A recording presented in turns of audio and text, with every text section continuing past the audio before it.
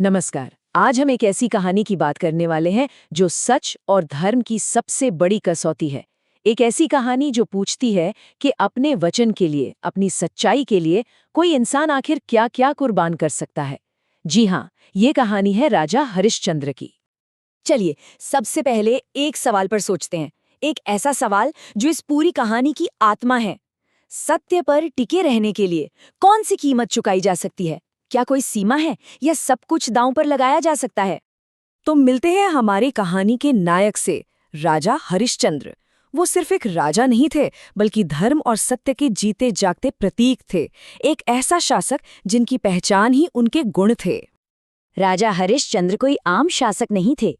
उनका जीवन ही सत्य और न्याय का एक खुला उदाहरण था। और इस सफर में उनके साथ थी उनकी धर्मपत्नी रानी तारामती और उनका प्यारा बेटा रोहित। देखिए, राजा हरिश्चंद्र का पूरा शासन, उनकी पूरी जिंदगी बस इन 3 मजबूत स्तंभों पर टिकी थी। सत्यवादिता यानी हमेशा सच बोलना, दान यानी बिना सोचे समझे देना, और परोपकार यानी दूसरों की भलाई।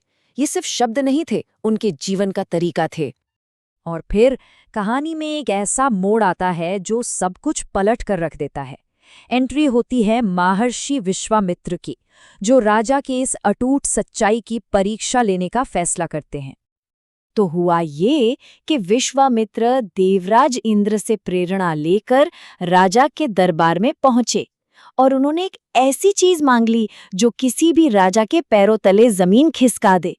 उन्होंने दान में उनका पूरा का पूरा राज्य मांग लिया। और जानते हैं क्या हुआ? हरिश्चंद्र ने एक पल भी नहीं सोचा और अपना सब कुछ दान कर दिया। लेकिन ये तो बस शुरुआत थी। असली परीक्षा तो अब शुरू होनी थी। राज्य दान करने के बाद विश्वामित्र ने दक्षिणा भी मांग ली। अब राजा के पास तो कुछ था ही नहीं, तो अपने वचन को पूरा करने के लिए उन्होंने वो फैसला लिया जिसकी कोई कल्पना भी नहीं कर सकता। उन्होंने खुद को, अपनी पत्नी को और अपने बेटे को बेचने का फैसला किया। और बस एक पल में सब कुछ बदल गया। जो कल तक अयोध्या के महाराजा थे, वो आज शमशान में मुर्दों को जलाने का टैक्स वसूलने वाले एक मामूली सेवक बन गए। और उनकी महारानी एक ब्राह्मण के घर में दासी का काम करने पर मजबूर हो गईं। अब कहानी उस मोड़ पर आ जाती है जहां दिल दहल जाता है। ये वो हिस्सा है जहां राजा के सिद्धांतों की सबसे कठिन, सबसे दर्दनाक परीक्षा होती है। एक दिन की बात है, उनका बेटा रोहित जंगल में खेल रहा था और तभी एक जहरीले सांप ने उसे डस लिया। उसकी वहीं पर मौत हो गई। जरा उस बेबस माँ के बारे में सोचिए, जो अपने मरे हुए बेटे की लाश को गोद में उठाए उसका अंतिम संस्कार करने की उम्मीद में शमशान घाट की तरफ चल पड़ती है। तारामती का दुख शब्दों में बयां नहीं किया जा सकता। वो शमशान पहुंचती है, लेकिन उसे ये जरा भी अंदाजा नहीं है कि वहां जो सेवक काम कर रहा है वो कोई और नहीं बल्कि उसका अपना पति राजा हरिश्चंद्र है। और यहीं पर कहानी अपने सबसे मुश्किल मोड़ पर पहुंचती है। हरिश्चंद्र अपनी पत्नी को पहचान लेते हैं, अपने बेटे की लाश को देख लेते हैं, लेकिन अपने कर्तव्य से बंधे होने के कारण वो अपने ही बेटे के अंतिम संस्कार के लिए कर की मांग करते हैं।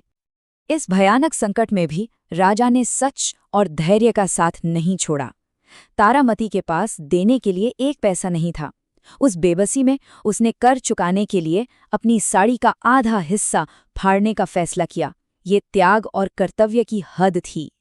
तो सवाल ये उठता है कि इतने बड़े त्याग का, इस अटूट धर्म पालन का क्या कोई नतीजा निकलेगा? क्या आखिर में सच की जीत होगी? और ठीक उसी पल जब तारामती अपनी साड़ी फाड़ने ही वाली थी, अचानक आसमान से एक दिव्य रोशनी उतरी। विश्वामित्र और सारे देवता वहां प्रकट हो गए और उन्होंने बताया कि ये सब कुछ उनकी सच्चाई की एक परीक्षा थी। राजा हरिश्चंद्र अपनी इस कठिन परीक्षा में पास हो चुके थे। उन्होंने ये साबित कर दिया था कि सत्य के लिए वो अपना सब कुछ, सचमुच सब कुछ त्याग सकते हैं। उनके इस धैर्य और धर्म के लिए देवताओं ने भी उनकी जय जयकार की। और आखिर में सत्य को उसका इनाम मिला। उनके बेटे रोहित को फिर से जिंदा कर दिया गया। उनका खोया हुआ राज्य उन्हें वापस मिल गया। ये इस बात का सबूत था कि धर्म और सच के रास्ते पर की गई कोई भी कुर्बानी कभी बेकार नहीं जाती। तो हरीशचंद्र की परीक्षा खत्म हुई और सत्य की जीत हुई। लेकिन ये कहानी आज भी हमारे लिए एक बहुत बड़ा सवाल छोड़ जाती है।